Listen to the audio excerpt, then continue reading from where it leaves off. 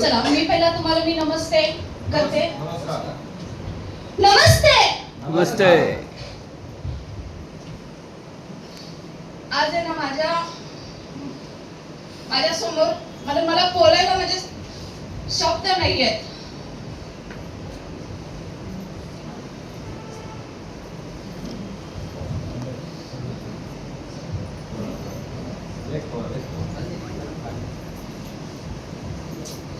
आज पहिल्यांदा मी ह्या कंपनीचे कोटी कोटी धन्यवाद मानणार आहे. कारण आम्हाला माहित होतं आमच्या घरामध्ये एक हिरा आहे, पण ह्या खऱ्या हिऱ्याची पारख आम्हाला कधी नाही कळाली.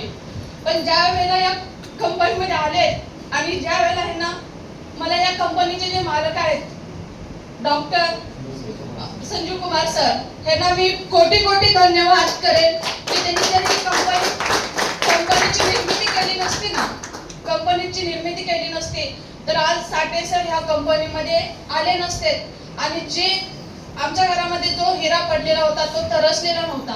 पण जे इथून पुढे जे त्यांना मार्गदर्शन करणार त्यांचे गुरुवर्य आहेत, ऑल लीडर आहेत, त्यांना पण मी मानाचा मुजरा करते. कारण आज त्यांच्यामुळेच आज माझा भाऊ आहे ना.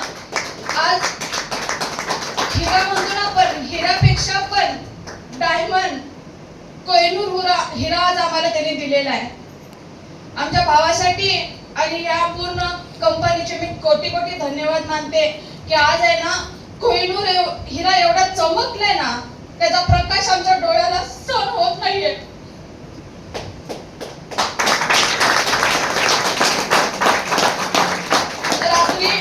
रात्री मला माझ्या वडिलांचा फोन यायचा, मला म्हणायचे दिवसभर हा काम दुटी करतोय आणि अजून सुद्धा तो जेवायला आला नाही, एकदा कॉल कर त्याला. आणि आम्ही जेवायचं थांबलोय 10, 11, 12ची वेळ. आज माझ्या वडिलांना मी सांगते की रात्रभर जे काम करायचे घरच्यांसाठी, स्वप्न पूर्ण करायचे, आजच तुमचा मुलगा आज इथं ह्या थराला पोहोचलाय. आणि मला असं वाटतं की तुम्ही त्यांना आशीर्वाद द्यायला लागलाय.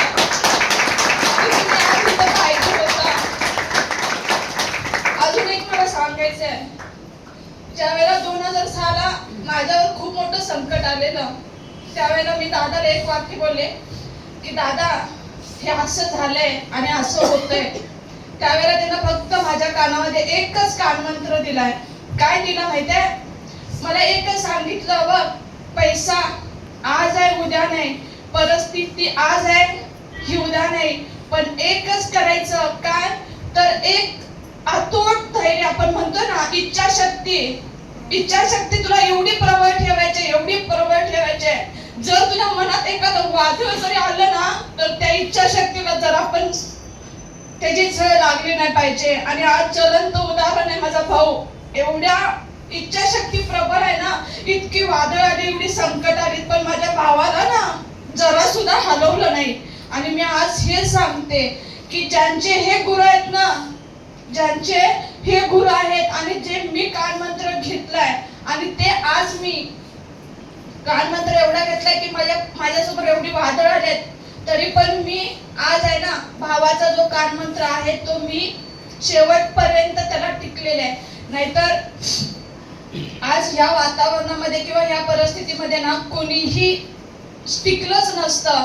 पण आज म्हणतात ना, ज्याची इच्छाशक्ती प्रबळ असते ना, इच्छाशक्ती, तो काहीही करू शकतो. भावाने मला एकच सांगितलं, काय की जर आपल्या नशिबात एखादी वस्तू नाहीये आणि आपली इच्छाशक्ती जर प्रबळ असेल ना तर खूपच चांगलं आहे आणि शेवटला आपल्याला तेच अचीव करायचे आहेत. आणि माझे गुरुवर आहेत ना, माझा भाऊ आहे, त्याने माझ्या पाठीवर राहिलेला आहे. मला त्यांनी सतत मला प्रेरणा दिलेली आहे की तू तुझी इच्छाशक्ती प्रबळ ठेव. आणि आज ह्यांनी यश खेचून आणण्याचं तेच कारण आहे की भावासमोर बरेच संकट आली, बिबटा आल्यात, पण आज आहे ना माझा भाऊ आज इथं त्याच्या फक्त एका इच्छाशक्तीमुळे आज त्यांनी हे रँक गाठलेलं आहे. त्यामुळे माझ्या गुरुला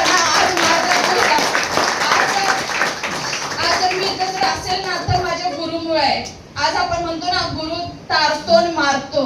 आज माझा गुरु मला ना, माझ्या वडिलांनंतरचा जर सेकंड गुरु असेल ना तर माझा भाऊ आहे. कारण आज आहे ना, ह्यांच्यामुळे मी आज जी मी